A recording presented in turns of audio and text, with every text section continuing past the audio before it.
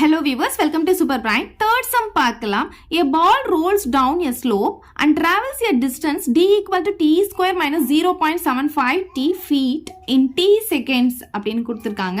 Find the time when the distance traveled by the ball is 11.25 feet ன்னு சொல்லியிருக்காங்க. ஒரு பால் வந்து ஒரு ஸ்லோப்ல ரோல் ஆயிட்டே போகுது. ஸோ இங்க வந்து நமக்கு இங்க என்ன கொடுத்திருக்காங்கன்னா அப்படி போகும்போது டிஸ்டன்ஸ்க்கும் டைம்க்கும் இருக்கிற ஒரு ரிலேஷன் நமக்கு இங்க கொடுத்திருக்காங்க. இப்போ நமக்கு என்ன கண்டுபிடிக்க சொல்லியிருக்காங்கன்னா அந்த பால் வந்து 11.25 ஃபீட் டிஸ்டன்ஸை வந்து டிராவல் பண்ணுச்சுன்னா அதோடைய டைம் வந்து எவ்வளோ இருக்கும் அப்படின்னு நமக்கு கேட்டிருக்காங்க. ஸோ நம்ம என்ன பண்ண போறோம்னா இதுதானே டிஸ்டன்ஸ் சொல்லியிருக்காங்க. இந்த டிஸ்டன்ஸ் எடுத்துட்டு வந்து இந்த டிக்கு பதிலாக சப்ஸ்டிடியூட் பண்ணிட்டு டீயை வந்து கண்டுபிடிக்க போறோம். ஸோ ஃபர்ஸ்ட் அவங்க என்ன கொடுத்துருக்காங்களோ அதை எடுத்து எழுதிக்கலாம். கிவன் போட்டுக்கிட்டு அங்கே கொடுத்துருக்க ரிலேஷனை எடுத்து எழுதிக்கலாம். T equal to t square minus 0.75 t. இப்போ இதில் வந்து டிக்கு பதிலாக இதை சப்ஸ்டிடியூட் பண்ணிக்கலாம். ஸோ டி இருக்கிற இடத்துல 11.25 போட்டுக்கலாம். இந்த டி ஸ்கொயர் மைனஸ் 0.75 டி அப்படியே இருக்கும். இப்போ வந்து நம்ம என்ன பண்ண போகிறோம்னா இதை குவாட்ரட்டிக் ஈக்குவேஷனுடைய ஜென்ரல் ஃபார்ம் வர மாதிரி சேஞ்ச் பண்ண போகிறோம். ஸோ அதனால ஜென்ரல் ஃபார்ம் நமக்கு தெரியும் இல்லையா, a x square plus b x plus c equal to 0. So இந்த ஃபார்முக்கு கொண்டு வரணும்னா ஃபர்ஸ்ட் இந்த பவர் 2 இருக்கிறத நம்ம எடுத்துக்கணும், அதாவது ஸ்கொயர் இருக்கிறத நம்ம ஃபர்ஸ்ட் எடுத்துக்கணும். ஸோ நான் இதை வந்து இங்கே அப்படியே வச்சுக்கிறேன். அதுக்கப்புறமா இங்கே நமக்கு எக்ஸுக்கு பதிலாக டி இருக்கிறதுனால நெக்ஸ்ட் டி இருக்கிறத நம்ம எடுக்கணும். ஸோ இங்கே பார்த்தீங்கன்னா மைனஸ் 0.75 டியும் நான் அப்படியே வச்சுக்கிறேன். இது வந்து கான்ஸ்டன்ட், அதுதான் சி. ஸோ இதை நான் இந்த பக்கமாக கொண்டு வந்துடுறேன். அப்போ கொண்டு வரும்போது இது என்ன ஆகும்னு பார்த்தீங்கன்னா மைனஸ் 11.25 வந்துடும். இந்த சைடு நான் 0 போட்டுக்கிறேன். ஓகே, இங்கே இருக்கிறத அப்படியே எழுதிக்கிறேன். இதை மட்டும் இந்த பக்கம் கொண்டு வரேன். ஸோ மைனஸ் 11.25 வந்துடும். இந்த இடத்துல 0 ஆகிடும். இப்போ இது பார்த்தீங்கன்னா நமக்கு இந்த ஜென்ரல் ஃபார்ம் கிடைச்சிருச்சு. இப்போ நான் இதை ரிவர்ஸில் எழுதிக்கிறேன். இதை வந்து லெஃப்ட் ஹேண்ட் சைடு எழுதிக்கிறேன். Minus 11.25 equal to 0. இது இங்கே எழுதியிருக்கேன், இது இங்கே எழுதியிருக்கேன். இது மாதிரி எழுதிட்டதுக்கப்புறம் இப்போ பார்த்தீங்கன்னா நமக்கு இங்கே டெசிமல்ஸ் வச்சு வந்திருக்கு. ஸோ ஜென்ரல் ஃபார்ம் சேஞ்ச் பண்ணிட்டோம், இருந்தாலும் இங்கே டெசிமல் வச்சு வந்திருக்கிறதுனால நம்ம போடும் போது நமக்கு கொஞ்சம் கஷ்டமாக இருக்கும்ன்றதுனால இதை வந்து நம்ம ஹோல் நம்பராக சேஞ்ச் பண்ணிக்கலாம். எப்படின்னு பார்த்தீங்கன்னா இதை வந்து 4ஆல் மல்டிப்ளை பண்ணிட்டீங்கன்னா மல்டிப்ளை பை 4 போட்டிங்கன்னா உங்களுக்கு ஹோல் நம்பராக சேஞ்ச் ஆகிடும். அது எப்படி நம்ம வந்து டைரெக்டாக 4 போடுறது அப்படின்னு பார்த்தீங்கன்னா இங்கே எத்தனை நம்பர் தள்ளி டாட் இருக்கு, 2 நம்பர் தள்ளி, இங்கேயும் 2 நம்பர் தள்ளி டாட் இருக்கனால எல்லாத்தையும் நம்ம வந்து 100ஆல் மல்டிப்ளை பண்ணுவோம். இது மொத்தத்தையுமே 2 சைடுமே வந்து 100ஆல் மல்டிப்ளை பண்ணுவோம். மல்டிப்ளை பண்ணும்போது இந்த டாட்லாம் போயிடும், நமக்கு போயிட்டு என்ன ஆகும், இது 75 ஆகிடும். இந்த இடத்துல வந்து 100 வந்துடும். இது வந்து டாட் போயிட்டு 1125 வந்துடும். ஸோ இது பார்த்தீங்கன்னா கண்டிப்பாக 25 டேபிள் இது வந்து கேன்சல் ஆகும். 75ம் 25 டேபிள் கேன்சல் ஆகும். அப்போ 25ஆல் நம்ம டிவைட் பண்ணும்போது நமக்கு இது என்ன ஆகும்னு பார்த்தீங்கன்னா 4ன்னு கிடைச்சிரும். அதனால தான் நான் டேரெக்டாக இதை வந்து 4ஆல் மல்டிப்ளை பண்ணுறேன். நீங்கள் இதை போட்டுட்டு போடலாம், இல்லைனா நீங்கள் டேரெக்டாகவே மல்டிப்ளை பை 4ன்னு போட்டுடலாம். ஸோ இதை நான் 4 கூட மல்டிப்ளை பண்ணும்போது டி ஸ்கொயரை 4 கூட மல்டிப்ளை பண்ணால் 4t ஸ்கொயர் வந்துடும். மைனஸ் 0.75 நான் 4 கூட மல்டிப்ளை பண்ணும்போது 5 4s are 20 balance 2, 7 4s are 28, 28 plus 2 வந்து 30 கிடைக்கும். 3 போட்டு 0 போட்டுக்கிறேன். இங்கே 3 பேலன்ஸ் இருக்குமா, அந்த 3 நான் இங்கே போட்டுக்கிறேன். இப்போ எத்தனை நம்பர் தள்ளி டாட் வைக்கணும்னு பார்த்தீங்கன்னா 2 நம்பர் தள்ளி டாட் வைக்கணும். அப்போ இந்த 2 0 நமக்கு போயிடும். அப்போ 3 மட்டும்தான் வரும். அப்போ இங்கே என்ன ஆகும்னா இந்த மைனஸ் கண்டிப்பாக போட்டுக்கோங்க, 3t அப்படின்ட்டு வந்துடும். அப்புறம் இந்த மைனஸ் போட்டுக்கலாம்.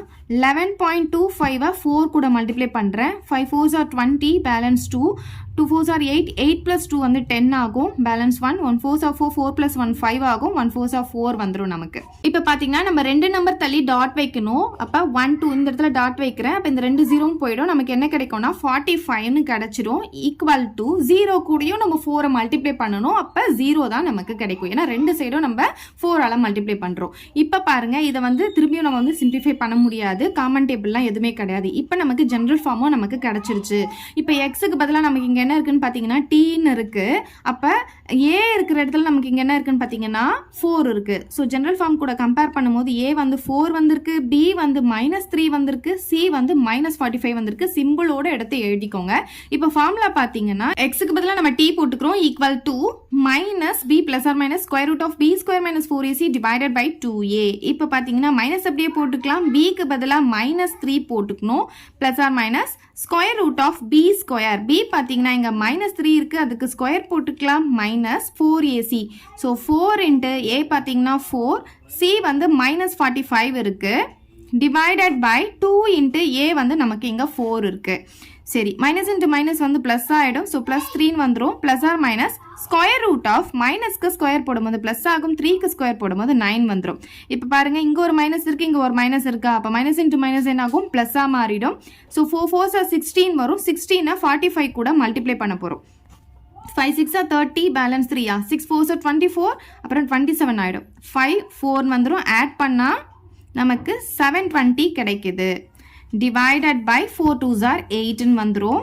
So 3 plus or minus square root of 720 கூட ஒரு 9 ஆட் பண்ணா 729 வந்துரும். divided by 8 வந்துரும். இதுக்கு வந்து இப்போ நம்ம prime factorization போட்டுக்கலாம். இங்க odd நம்பரா இருக்கிறதுனால நான் 3 டேபிள் போட்டுக்கிறேன். 2 times வந்துரும். இப்போ பேலன்ஸ் 1 வருமா, 12 வந்து 4 times போட்டுக்கலாம், 9 வந்து 3 time வந்துரும். இப்போ நான் வந்து 3 டேபிள் போடும்போது 8 times 24 வரும். இந்த 3 வந்து 1 டைம் வந்துடும். அகைன் 3 டேபிள் போடுறேன். 2 3s are 6, பேலன்ஸ் 2 வருமா, அப்போ 21 வந்து 7 டைம்ஸ் வந்துடும். அப்போ 3 டேபிள் போடும்போது 9 டைம்ஸ், அப்புறம் 3 டேபிள் போடும்போது 3 டைம்ஸ், 3 டேபிள் போடும்போது 1 டைம். இப்போ பாருங்கள் ரெண்டு நம்பருக்கா ஒரு நம்பர் நம்ம வெளியெடுப்போம். அப்போ இதுலேருந்து ஒரு 3, இதுலேருந்து ஒரு 3, இதுலேருந்து ஒரு 3, 3 3s are 9, 9 3s are 27 நமக்கு வந்துடும். அப்போ 3 ப்ளஸ் ஆர் மைனஸ் இதுக்கு வந்து என்ன ஆன்சர் பார்த்தீங்கன்னா 27. ஸ்கொயர் ரூட்லேருந்து 729 வெளியே எடுத்தோம்னா 27 வந்துடும், பை 8ன்னு வந்துடும். இப்போ பார்த்தீங்கன்னா இது கேன்சலே பண்ண முடியாது. ஏன்னா இது வந்து இது ரெண்டும் 3 டேபிளில் வரும், பட் இது 3 டேபிளில் வராதுல, மூணுமே ஒரே டேபிளில் கேன்சல் ஆகணும். ஸோ அப்படியே வந்து போட்டுக்கலாம். ஃபர்ஸ்ட் வந்து ப்ளஸ் எழுதிக்கலாம். 3 + 27 by 8, இன்னொன்று வந்து 3 - 27 by 8. ஸோ இது ரெண்டும் ஆட் பண்ணும் போது நமக்கு 30 by 8ன்னு ஒன்று வரும். ஸோ 30 by 8 ஒன்று வந்துடும்.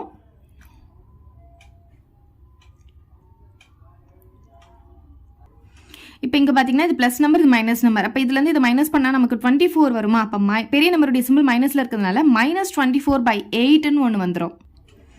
-24 by 8. இப்போ இதை கேன்சல் பண்ணிக்கலாமா, இது வந்து 2 டேபிளில் கேன்சல் பண்ணிக்கலாம். இது வந்து 4 டைம்ஸ், இது வந்து 2 டேபிளில் 15 டைம்ஸ் வந்துடும். அதே மாதிரி இது வந்து நம்ம 4 டேபிளில் கேன்சல் பண்ண முடியும். இது 2 டைம்ஸ், 4 டேபிளில் இது 6 டைம்ஸ் கேன்சல் பண்ணிக்கலாம்.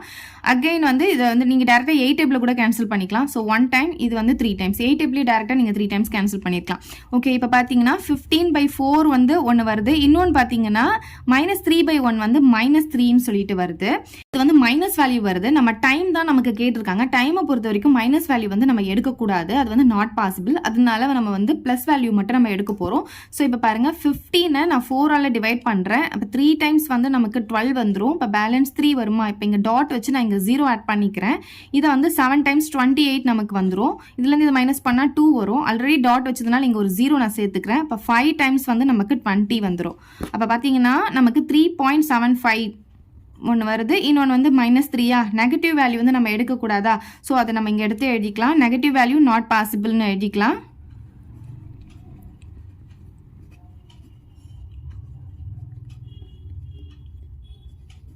போட்டுட்டு அப்போ டி பார்த்தீங்கன்னா நமக்கு என்ன வரும்னா 3.75. இந்த டி வந்து நம்ம செகண்ட்ஸில் தான் சொல்லணும். ஸோ செகண்ட்ஸ் கண்டிப்பாக நீங்கள் எழுதணும். அவ்வளோதான் இந்த சம். ஏதாவது டவுட் இருந்தால் கமெண்ட் பண்ணுங்கள். உங்கள் ஃப்ரெண்ட்ஸ்க்கு இந்த வீடியோ ஷேர் பண்ணுங்கள். மறக்காமல் நம்ம சேனலை சப்ஸ்கிரைப் பண்ணிக்கோங்க. தேங்க்யூ. இந்த வீடியோ உங்களுக்கு பிடிச்சா லைக் பண்ணுங்க, ஷேர் பண்ணுங்க. இது வரைக்கும் நம்ம சேனலை சப்ஸ்கிரைப் பண்ணாதவங்க சப்ஸ்கிரைப் பண்ணிடுங்க. மறக்காம பக்கத்தில் இருக்க பெல் பட்டனையும் பிரஸ் பண்ணிடுங்க.